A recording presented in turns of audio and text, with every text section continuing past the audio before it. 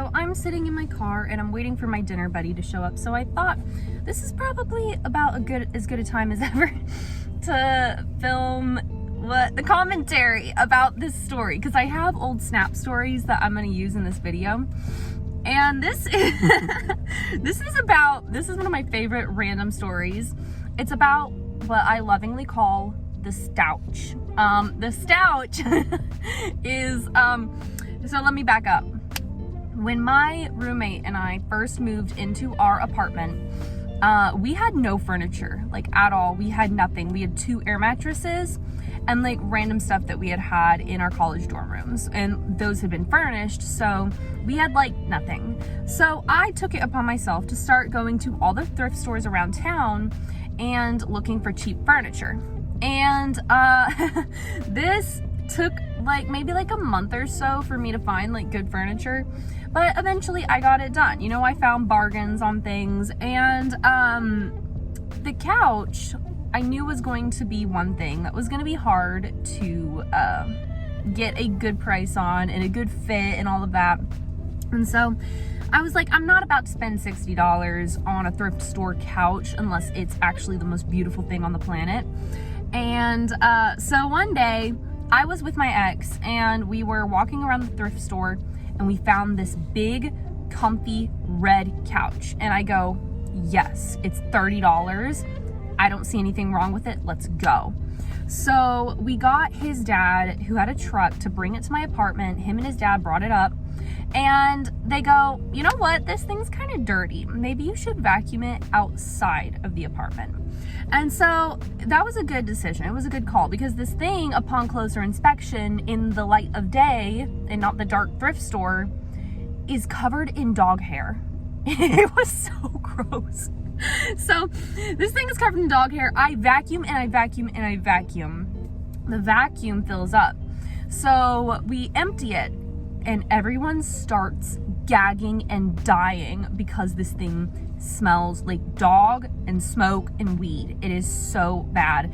And so eventually we bring it inside and I'm like, you know, it still stinks, but I'm gonna get like a fabric spray and spray this thing down. To which it ended up just smelling like dog and weed and chemical spray. So there was one night, me and my roommate and my ex were all trying to fix this couch, and it got worse and worse. The entire apartment stank up. The vacuum would heat up, and then like everything that was going into the vacuum would just like kind of fill the air, and it smelled terrible. So then that's how it got the name STOUCH, the stinky couch. And so I'm like, okay, what do I do? How do I get the stink out of this suede couch? And I decide on a all natural thing. I get baking soda and I covered the entire couch in baking soda. It looked like there was some kind of drug party going on. Like, I don't know. It was terrible. It was covered in white powder. So that I vacuum it all off does not help. So then I was nannying for this family, and they tell me, you need to use an ozone machine. And I go, what the heck is that? And they were like, it's this little machine that it creates an ozone. It changes the air molecules, and it like gets the stink out of something. They use it for houses, they use it for cars. Like, you just have to let it sit for a certain amount of time. And my nanny mom said, oh, like, you should just let it air out for 30 minutes and it should be fine. Just let it run for a couple of hours, and then you let it air out for 30 minutes and then you're good. Okay, so today is part 2 of trying to get the STOUCH to be a couch, not a stouch. So, the weird, I don't know, what would you call it? Like all natural mom internet person cure didn't work. So we are doing some kind of alien contraption to change, y'all. This machine I got my hands on is going to change my apartment from an apartment to a hazardous, like, space chamber. Like, that's what's about to happen. because I'm gonna set up this thing, and supposedly by the time this machine stops running, my couch won't be stinky anymore. But while it's running, I can't be in the apartment, and neither can my fish. So, yeah, it changes like the air molecules. It's called an ozone machine. I have never heard of this thing before. I don't know, maybe I'm late to the party or something, but like, odd. But anyway, here we are. I'm about to go turn my apartment into a hazardous space for living things in the attempt to make my couch not smell like smoke. Okay, so here's the space contraption. And here is the STOUCH. So I'm gonna turn this on. I'm very scared to. And then hope that this will not be stinky when I get back to the house. So I'm gonna turn it on, and then I'm gonna book it out of here, and hopefully I don't die, you know? But basically, like, this is a Cinderella story. This is the fairy godmother. This is Cinderella.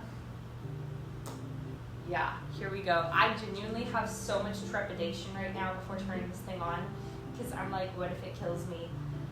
I think it's fine. Turn off the dial and ventilate the area after sanitizing. Okay, here we go. Ah! Oh, it's on! I need to get out! Okay, yeah. Ah! Wow. I did that. I let it run for like 2.5 hours. And, yeah. I stepped back inside, and oh my gosh, that was a different kind of stink. It was so bad. I thought I was going to die. It was like a gas chamber or something. Like, it was such a strong, like, almost chemical smell. But it was weird because I knew it wasn't chemicals. I just knew the air had changed. So, where are my keys? Oh, hi. I went back to the apartment, and I held my breath, or actually first I opened the door just to see like how bad it would be now that the machine has turned off. I don't know what that smell was, but that was a different kind of bad. That was bad. So I held my breath and I ran to the balcony, yanked that thing open, sat on the balcony contemplating my life choices at that point. I did not want to emerge again from my hiding place, but I am forced to leave by the fumigation of my own home. So yeah, I'm gonna run around and find a place to go for sanctuary, I guess, from the rancid smell that this alien machine put in my house. Yeah. It's not great. So anyway, I evacuate the apartment for an hour or so more, come back in, I open up, or actually I'd already opened up like all the windows and stuff, and I was like, well, it is what it is. My room isn't that affected because it was the furthest away from where I had run the machine. So I took a bath, and I'm just chilling in my bathtub.